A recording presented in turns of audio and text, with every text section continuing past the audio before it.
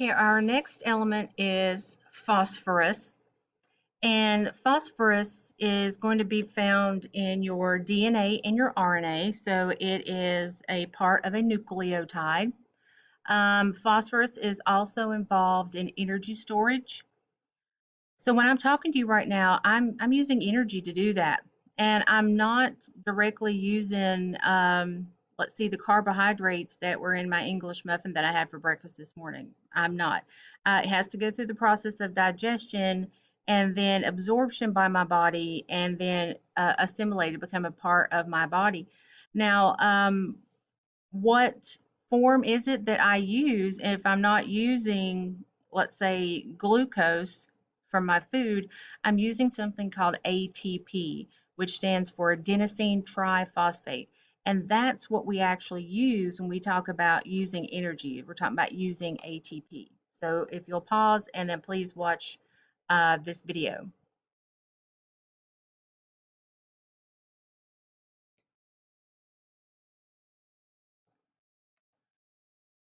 Okay, now if you look at this picture of the phosphorus cycle, one thing that stands out that is missing from this cycle that you saw in carbon and nitrogen is an atmospheric component. So there isn't an atmospheric component. Usually when you're talking about the phosphorus cycle, you're talking about a short term and a long-term cycle that happen at the same time. So they're happening concurrently, they're happening together. Now this short term, that's a relative term, it's short in comparison to this cycle. But this short term is very similar to what we saw with carbon and nitrogen. Something's eating, something is taking in the phosphorus and then decomposing and depositing it back into the soil. So there's kind of that cycle that we've seen again. Eat, die, eat, die. It's not funny, but and then we see some of this leaching into this little lake. Now this is the long term, and this is more of that geochemical process. Not anything really biological going on here. So this is more a little bit, I would think, when you think about like the rock cycle. So I see this phosphorus becoming a part of this rock, or becoming rock in sedimentation.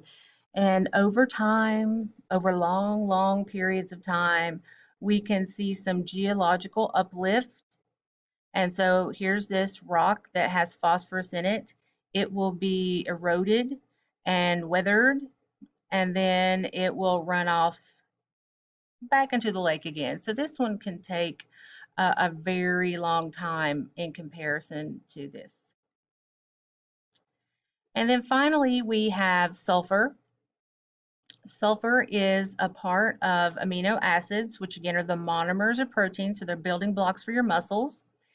And then somewhere where we'll see sulfur again is when we get to energy and we talk about photosynthesis. Now, photosynthesis is a mechanism in which plants that have chlorophyll can use the energy from the sun to transform carbon dioxide and water into sugars. Well, let's say that you're a little bacterium living near the bottom of the ocean, you don't have that option.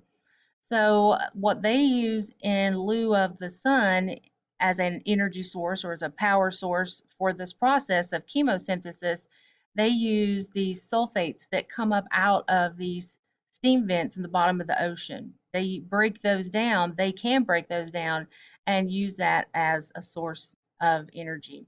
But if you look at it, it does look very similar to what we've seen with carbon, nitrogen, and phosphorus now is eating, assimilating, decomposing. So it all kind of ends there, doesn't it? Sorry, bunny. Oh no, sorry, mousy.